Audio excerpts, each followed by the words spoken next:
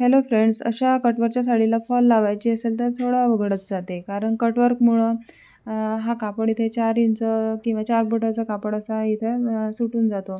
त्याच्यामुळं फॉल व्यवस्थित बसत नाही. तर त्याच्यासाठी हा कापड इथे आपण दुमडून घेऊ आणि लेवल करून घेऊ. त्याच्यामुळे आपली फॉल परफेक्ट बसेल.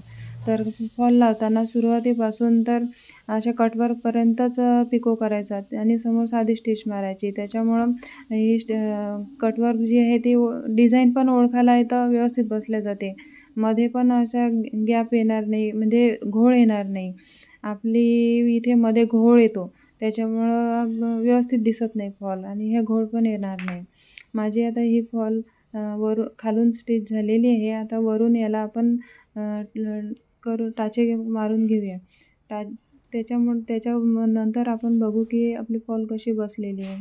तर माझी फॉल वरून स्टिच झालेली आहे. फॉल व्यवस्थित बसलेली आहे. माझा व्हिडिओ आवडला असेल तर लाईक करा, सबस्क्राईब करा, कमेंट करा. Thank you so much.